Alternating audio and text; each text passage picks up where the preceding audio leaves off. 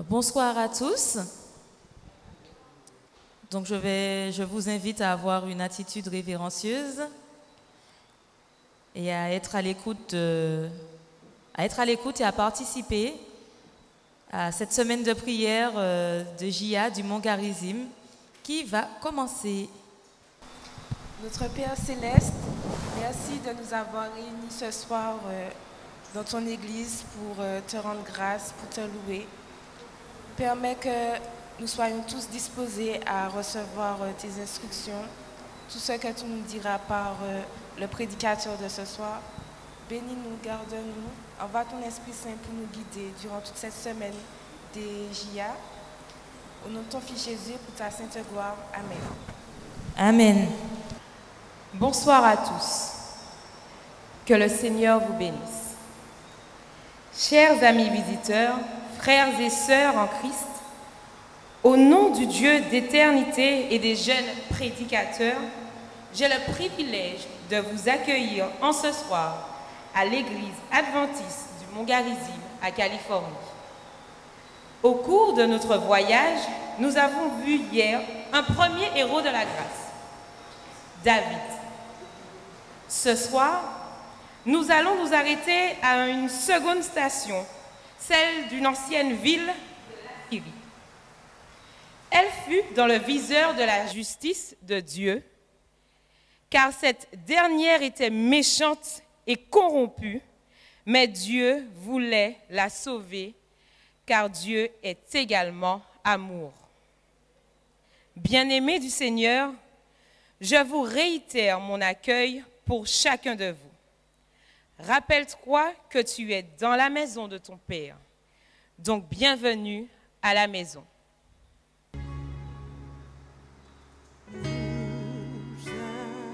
Lever des mains au ciel pour m'en décourage.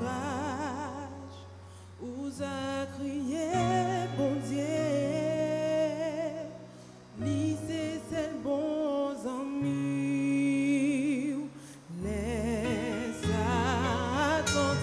Chercher batou, les tout monde viré d'eau, ou pas désespéré, parce qu'ils savent que bon Dieu l'a et puis c'est lui qui toute façon, c'est lui qui toute la vie, c'est lui qui l'a et puis c'est lui qui l'a et puis personne ne peut pas décourager au passe, mon Dieu l'a et puis il cache l'homme, il a marché et puis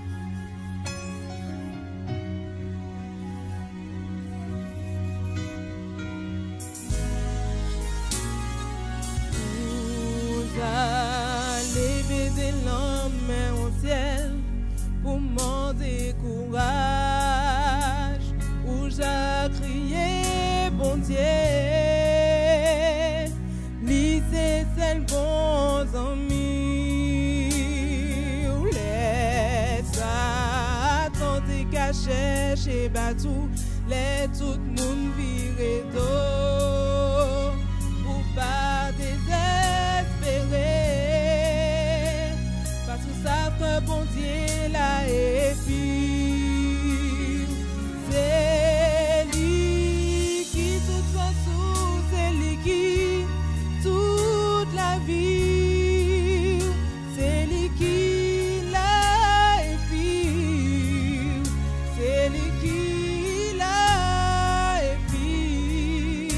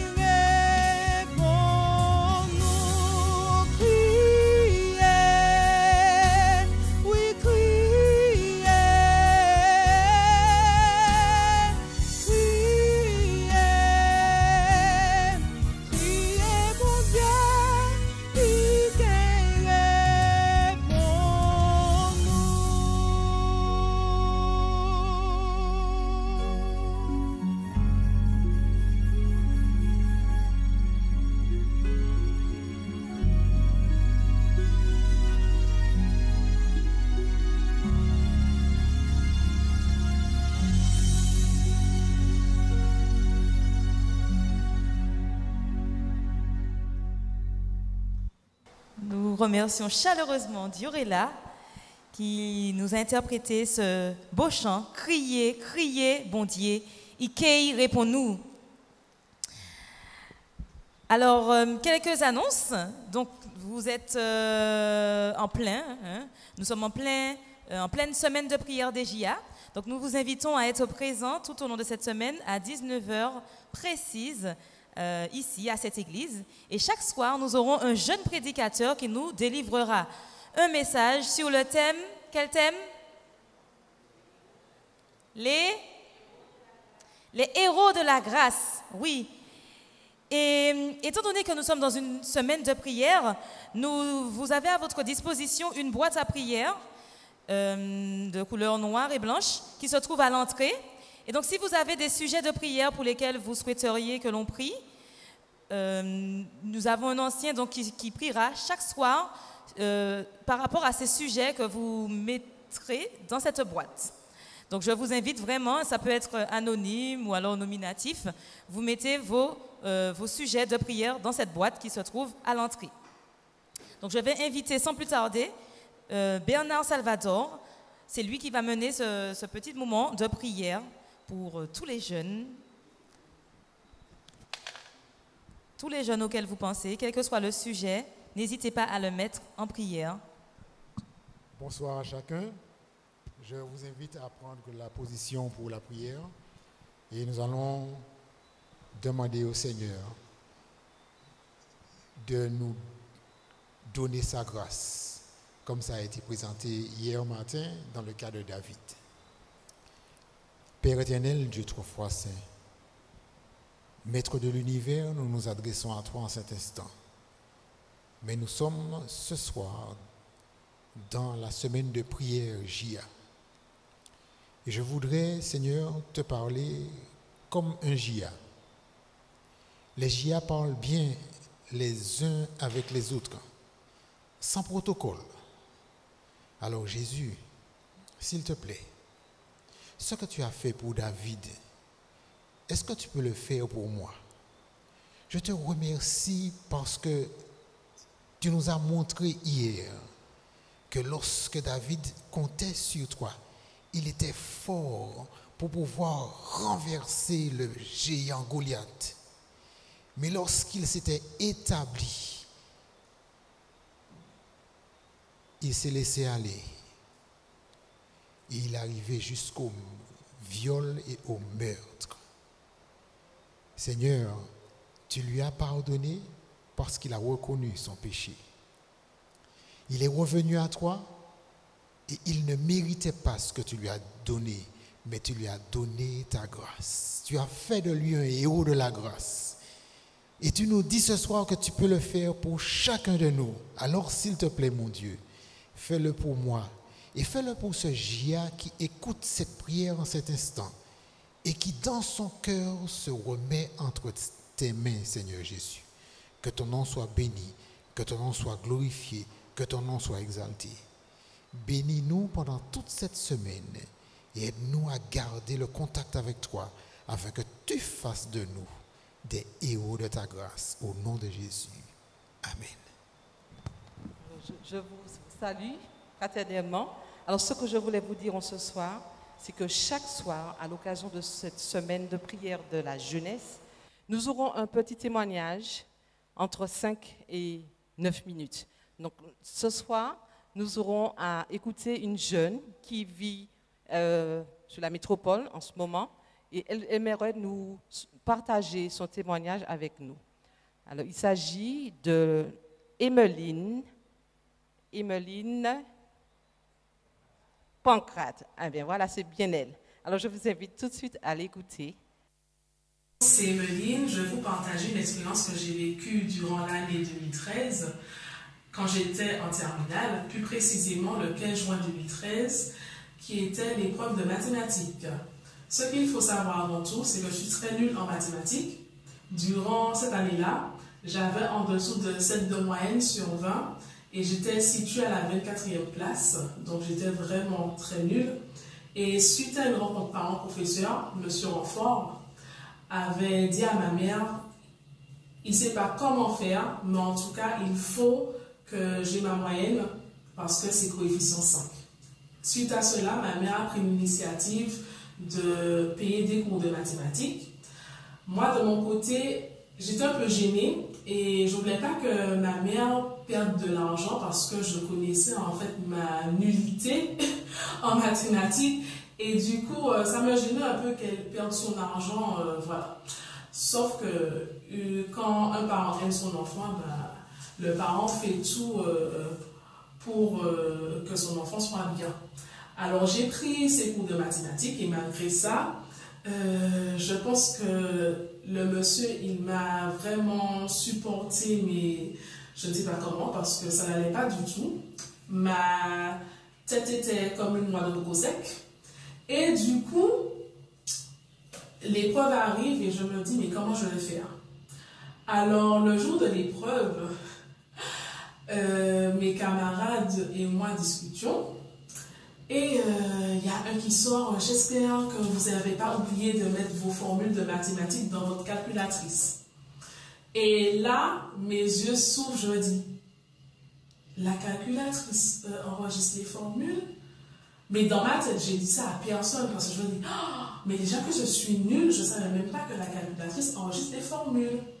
Et là, je me dis, mince alors, et j'entends à côté, surtout les gars de ma classe à cette époque-là, manquaient racher ça, non, etc. Et moi, je me dis, mince alors. Donc, on rentre dans la salle, on s'installe, et là, on nous donne les copies. Et là, je découvre les exercices. Et je me dis, ah, ça va, j'essaye de voir où je peux piocher des points. Les 20 premières minutes, ça va, tranquille, etc. Et à un moment, j'ai eu de fortes contractions, mais vraiment très très fortes, et je me dis, ah non, j'espère que ce n'est pas mes règles que je vais avoir. Et surtout que je savais que ce n'était pas mes règles. Donc je me dis, c'est bizarre, c'est fiche que je suis stressée alors. Et là, j'ai un camarade de classe derrière qui me fait psst, psst, et qui me dit, tu as du sang. Et je crois que c'était un gars. Hein, voilà. Donc là, j'étais bien gênée, je me dis, ah d'accord, mais je veux avoir mon épreuve. Et je décide, vraiment là, c'est une décision, moi-même je me demande comment j'ai fait. Je ne suis pas sortie, je ne suis pas allée aux toilettes, je suis restée sur la chaise. Et j'ai décidé de continuer tant bien que mal. J'étais à la première rangée et les dames qui souriaient voyaient que mon visage était vraiment crispé. En fait, j'avais mal, mais je suis restée quand même terminer mon épreuve. Du coup, à la fin, j'ai une copine qui m'a passé son pull, enfin quelque chose, pour me couvrir. Et là, j'étais un peu déçue. Je me suis dit, oh là là, dire que je suis nulle, j'ai eu ça. C'est pas toujours facile de composer avec une douleur. Et là, je laisse les jours passer. Je dis à ma mère, je veux pas mon bac, je pleure, mais comme pas possible. Enfin, pleurer. Oui, je crois que je pleurais, hein, je sais pas. Mais en tout cas, j'étais pas bien. Et le 4 juillet 2013, lors des résultats, moi j'ai peur d'aller sur Internet pour regarder si j'ai mon bac. Et finalement, j'y vais et je vois que j'ai eu mon bac. Donc je me suis dit, ah, merci Seigneur. Ouf! Là, je ne m'inquiétais pas pour les mathématiques. Et le lendemain, il fallait récupérer son relevé de notes au lycée de la Rivière-Salée. Et là, j'y vais tranquillement, etc. Je suis contente, j'ai eu mon bac. Et là, je rencontre mes camarades. Et il y a de ceux qui regardent le relevé et ils sont tristes en fait parce qu'ils voient que en maths, là où ils étaient les plus forts, entre guillemets, mais ils ont eu 7, 6 sur 20, ils n'ont pas compris. Mais ils étaient contents parce qu'ils avaient eu le bac. Donc, quelle que soit la note, c'est pas grave. J'étais très contente avec mon sourire Colgate 360 degrés, plus le 11. Et là, mes camarades me regardent pour me dire combien tu as eu en maths. Puisqu'elles savaient que j'étais très nulle.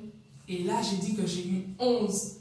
Ils m'ont dit, Emmeline, 3, 11? Mais non. J'ai dit, oui, j'ai eu 11. Et j'étais très contente parce que c'était coefficient 5. Et là, dans mon cœur, j'ai remercié Dieu. Je me suis dit, waouh, c'est un miracle. Parce que quand je repense au déroulement de l'épreuve, plus ma douleur, je me suis dit, franchement, Dieu, il est fidèle en tout temps. Et je vous partage cette expérience que j'ai notée dans un petit carnet que j'ai appelé le carnet de victoire. Enfin, c'est pas moi qui l'ai appelé comme ça, c'est une amie qui me l'a offert et qui m'a proposé de l'appeler carnet de victoire. Du coup, en marquant en fait cette victoire, ça me rappelle que si Dieu a pu faire pour moi dans le passé, il le fera aussi, il fera d'autres miracles dans le présent et dans le futur. Et je vous partage cela parce que quel que soit on va dire, entre guillemets, notre degré de foi, en fait. Si notre foi est faible, ben, quelle que soit l'épreuve par laquelle vous passez, parce qu'il y a des fois, on a des moments sombres, de garder une petite étincelle, une petite lumière dans le coin de votre cerveau pour vous dire que Dieu ne vous a pas oublié, qu'il répond aux prières, même les plus, entre guillemets, banales, sachant que pour Dieu, il n'y a rien de banal, mais juste pour vous dire que peut-être pour certains, avoir un 11 en maths, ça ne relève pas de miracle, puisque pour certaines personnes, les miracles, c'est vraiment, je ne sais pas, une femme qui est stérile, qui peut enfin avoir un enfant, mais pour moi, en fait, un miracle, c'est quelque chose qui relève de l'impossible quand nous, on ne peut pas. Et c'est pourquoi je tenais à vous partager cela. Et surtout, prenez soin de vous spirituellement, parce que on peut être bien physiquement, mais spirituellement, ça atteint le moral et le mental. Donc c'est pour cela que je vous dis, prenez bien soin de vous spirituellement et faites toujours confiance à Dieu. Bonsoir à tous. Bonsoir à tous. Bonsoir. Merci. Vous allez bien? Non, pas trop? Très bien. C'est bien, Maïva. Je me joins à Jorella pour son chant spécial « Crier » et le témoignage d'Emeline pour vous dire que Dieu est notre seul soutien. Dieu est celui qui peut nous aider et qui nous abandonnera jamais. C'est pour ça que je vous invite à chanter avec nous ce chant « Je n'ai que toi dans le ciel ». Je n'ai que toi dans le ciel. Je ne désire rien d'autre que toi sur la terre. Si je suis faible ou même si je tombe, Dieu est le soutien de mon cœur. Dieu, tu es? Dieu, tu es le soutien de mon cœur, mon héritage et mon plus grand bien. Oh oui, Dieu, tu es le soutien de mon cœur. Près de toi, je me sens bien. Comme mon cœur, quand mon cœur était plein d'amertume,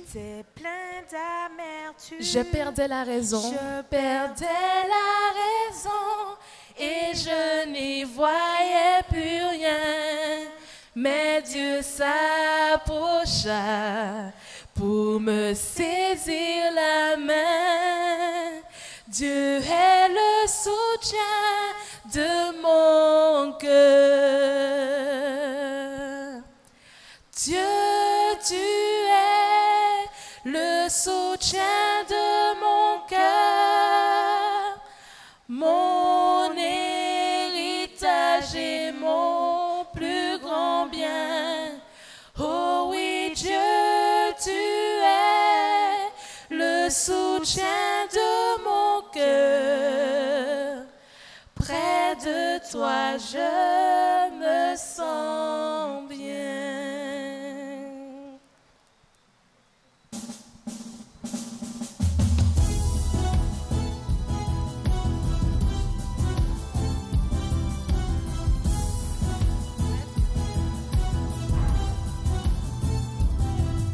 Nous descendons tous de vainqueurs qui ont fait preuve de persévérance. Dans les moments de souffrance, on fait confiance au Seigneur. Malgré de nombreux efforts, ils ont gravi le sommet. Ils ont battu des records. À nous de jouer, nous sommes prêts. Car avec Dieu, tout est possible.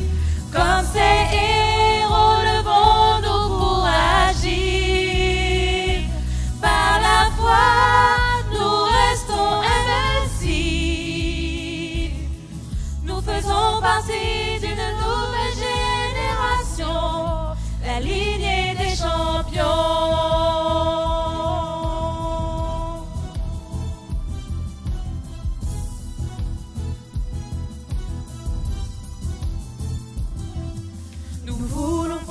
prendre ce flambeau, tout comme les héros de la foi.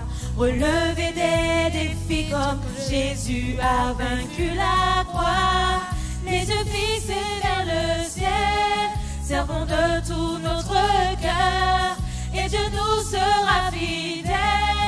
Travaillons avec ardeur, car avec Dieu tout est possible. Comme ces héros, levons-nous pour agir.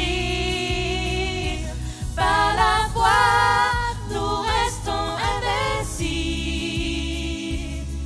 Nous faisons partie d'une nouvelle génération, la lignée des champions. Car avec Dieu, tout est possible. Comme ces héros, levons-nous pour agir.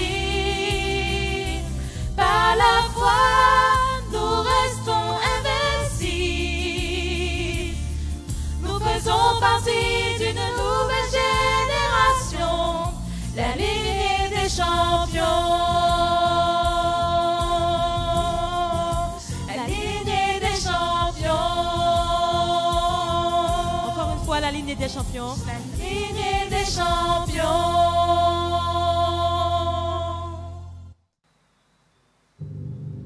Jonas? C'est qui lui? Un héros? Un prophète soi-disant, qui avait la mission d'inviter le peuple du Ninive à se repentir. Il a dit non à Dieu, il refuse, il fuit, il prend le bateau dans une autre direction, opposée à Ninive. Ah non, mais c'est pas un héros. J'ai bien envie d'entendre ça. Donc nous avons l'honneur ce soir d'accueillir notre plus jeune prédicateur de la semaine. J'invite donc Nathanaël Yala à me rejoindre. Et donc si vous avez bien entendu le jingle, enfin la voix off, il vous présentera un héros de l'Ancien Testament. Je laisse donc Nathanaël, soyons de tout cœur avec lui, on est de tout cœur avec toi. Avec toi également par la prière. Alors, rappelle-moi ton âge, Nathanaël. J'ai 13 ans. Voilà, tu as 13 ans et tu es de quelle église, dis-moi? Je suis de Californie. De Californie. Parce que chaque soir, nous avons des jeunes, ils ne sont pas forcément de l'église du Mont Garizim à Californie. Ça va bien, Nathanaël? Oui. Ok, mais je te laisse présenter ce message. Bonsoir à tous. J'espère que vous allez bien. En ce soir, nous voyagerons avec Jonas dans 2 modes de transport différents. Pouvez-vous m'en citer un?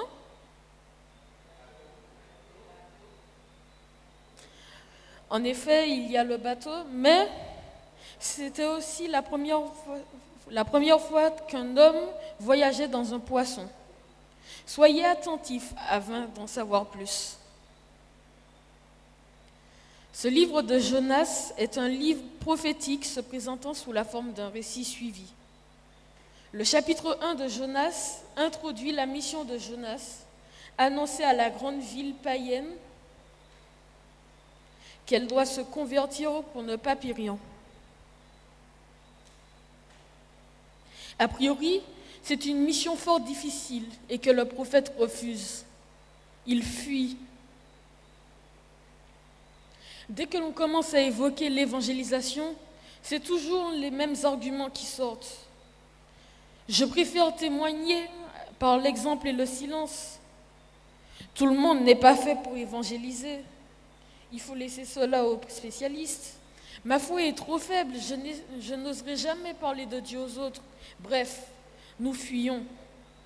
Figurez-vous que c'est exactement ce qu'a fait le prophète.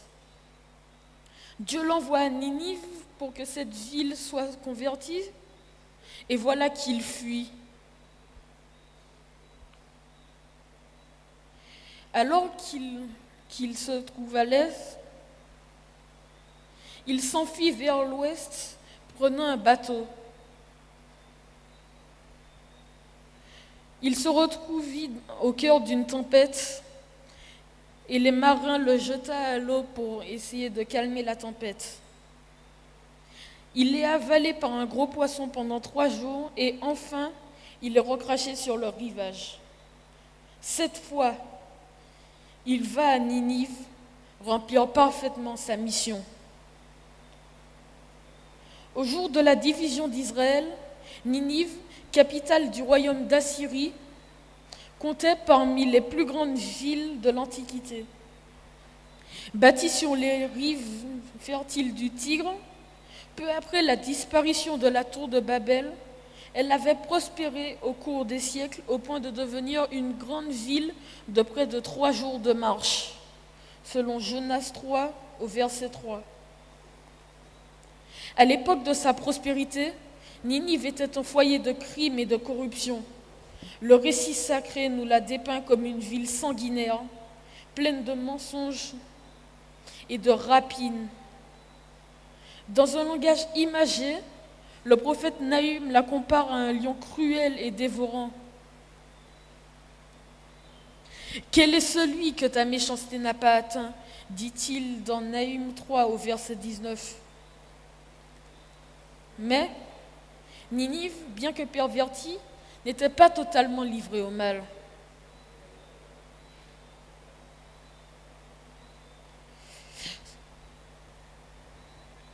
De nombreux Ninivites aspiraient à quelque chose de plus élevé et de meilleur.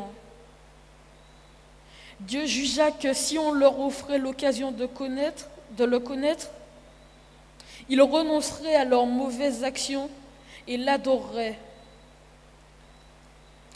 Et c'est ainsi que dans sa grande sagesse, le Seigneur se révéla aux Ninivites d'une manière manifeste afin de les amener à la repentance. Le roi, les nobles, le peuple, les grands et les petits se repentirent à la prédiction de Jonas et tous ensemble implorèrent le Dieu des cieux qui exerça envers eux sa miséricorde. Il y a ici une leçon pour les messagers de Dieu de nos jours. Les habitants des grandes villes ont un besoin tout aussi impérieux de l'évangile que les Ninivites d'antan.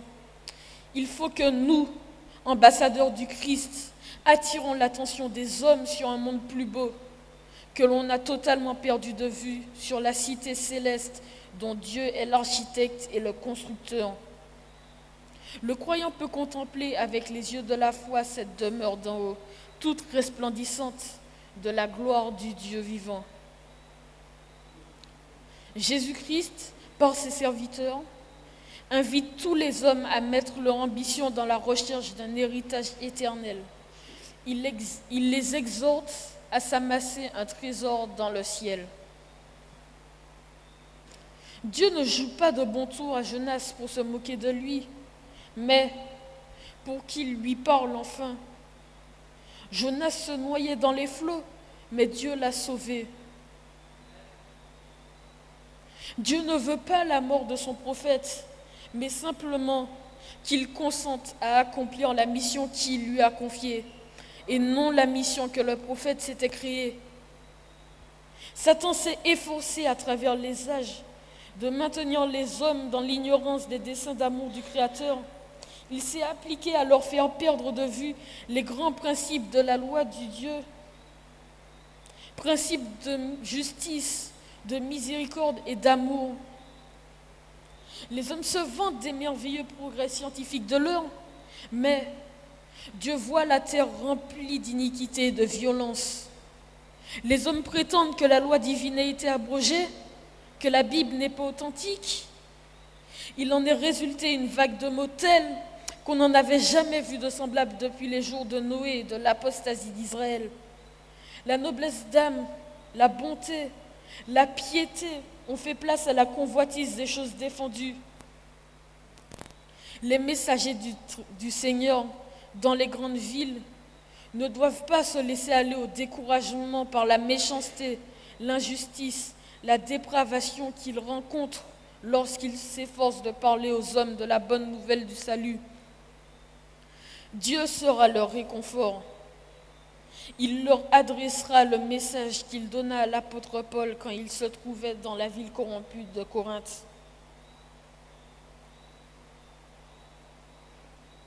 Ne crains point, mais parle, et ne te tais point, car je suis avec toi, et personne ne mettra la main sur toi pour te faire du mal. Parle, car j'ai un peuple nombreux dans cette ville. Ceux qui s'occupent du salut de leurs semblables doivent se souvenir que si un grand nombre de personnes refusent d'écouter la parole de Dieu, il en est d'autres qui ne se détourneront pas de la vérité, ni des appels d'un sauveur patient et miséricordieux. Il s'y trouvera toujours des âmes prêtes à devenir disciples de Jésus, si elles sont instruites convenablement. Le message du salut peut emmener des milliers de personnes à recevoir le Christ.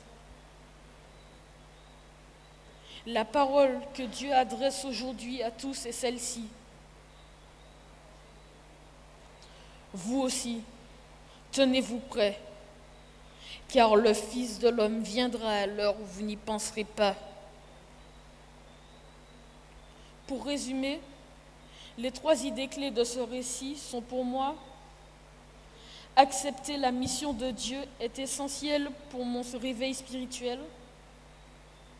Ma mission est d'inviter autrui à adorer le Dieu créateur. Et le résultat positif est qu'en travaillant pour Dieu, ma relation avec lui va devenir plus étroite. De ce fait, je vous invite au nom du Seigneur Jésus à vous rapprocher par la foi du Saint Trône de grâce, afin de sceller votre position avec ce Dieu miséricordieux qui ne se lasse pas de pardonner. Engagez-vous à nouveau dans votre mission, car certainement, chacun d'entre nous a une mission, et seul Dieu la connaît. J'invite l'ancien de service à se rapprocher afin de prier pour nous. Nous remercions Nathanaël pour cette présentation, on ne peut plus claire, de la mission confiée par Dieu à Jonas.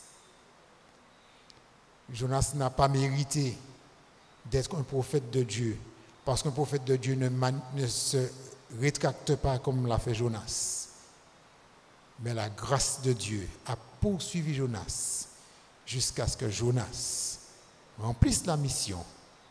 Veux-tu accepter la grâce de Dieu et la mission qu'il a pour toi? Prions. Seigneur mon Dieu, tu es merveilleux. Nous ne méritons pas tout ce que tu fais pour nous, mais tu le fais quand même parce que tu nous aimes. Et tu ne cesses, comme tu as fait pour Jonas, de parlementer avec nous jusqu'au bout, afin que nous puissions constater combien tu es bon et combien tu aimes même les misérables, les méchants qui habitent des villes comme Ninive. Seigneur, tu nous appelles à remplir la mission, à nous appuyer sur toi. Et tu fais grâce encore parce que tu as pardonné aux Ninivites. Tu nous pardonneras aussi, Seigneur. Bénis Nathanaël d'une façon spéciale, Seigneur. Merci pour le don que tu lui as donné, pour cette clairvoyance que tu lui as donnée à présenter ce prophète, ce héros de la foi, ce héros de la grâce. C'est toi qui fais de nous des héros. Nous nous remettons entre tes mains au nom de Jésus et pour ta gloire. Amen. Vous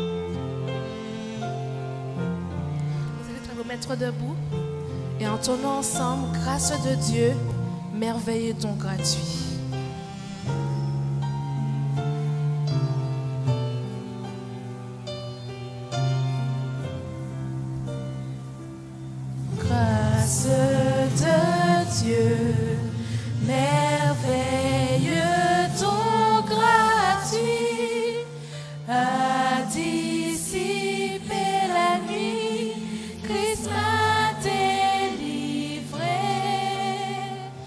Grâce de Dieu qui me permet de changer, enlève le péché qui m'a accablé. Et j'ai décidé de vivre chaque jour pour mon merveilleux Sauveur, plein d'amour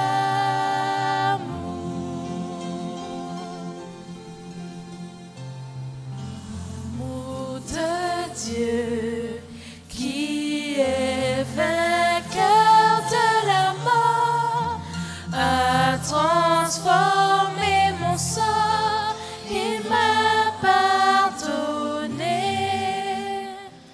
Amour de Dieu qui brise toutes nos chaînes, nous libère de la haine, de nos péchés.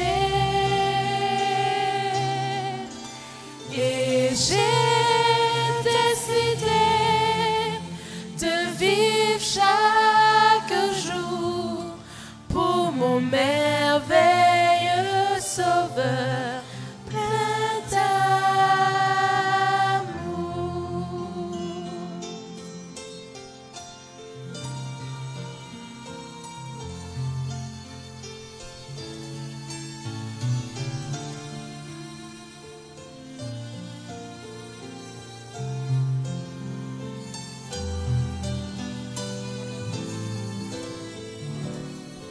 Grâce de Dieu, merveilleux don gratuit, a dissipé la nuit, Christ m'a délivré. Grâce de Dieu qui me permet de changer, enlève le péché qui m'a accablé. Et j'ai décidé de vivre chaque jour pour mon merveilleux Sauveur. Loué soit mon Sauveur, mon merveilleux Sauveur, plein d'amour.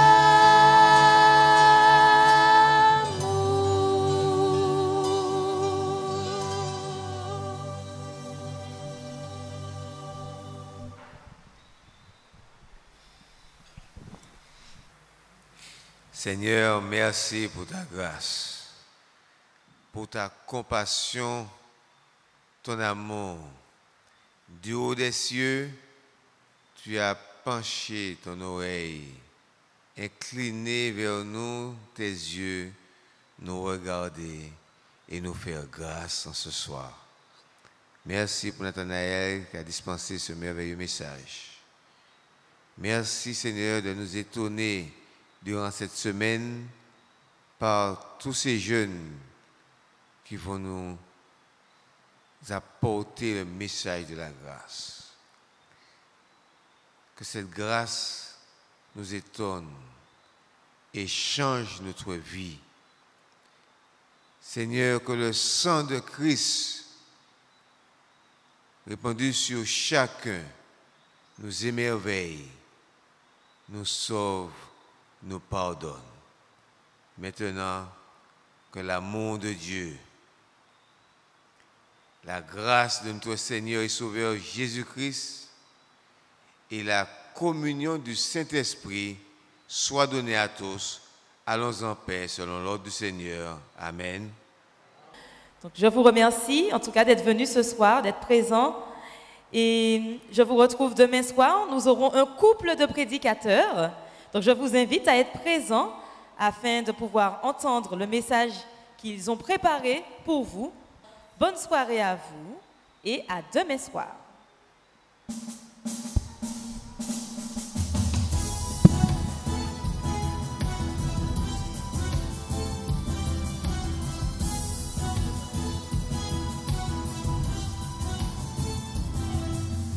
descendons tous de vainqueurs qui ont fait preuve de persévérance. Dans les moments de souffrance, on fait confiance au Seigneur. Malgré de nombreux efforts, ils ont gravi le sommet. Ils ont battu des records. À nous de jouer, nous sommes prêts. Car avec Dieu, tout est possible. Comme ces héros, levons-nous pour agir. Par la foi, nous restons invincibles. Nous faisons partie d'une nouvelle génération, la lignée des champions.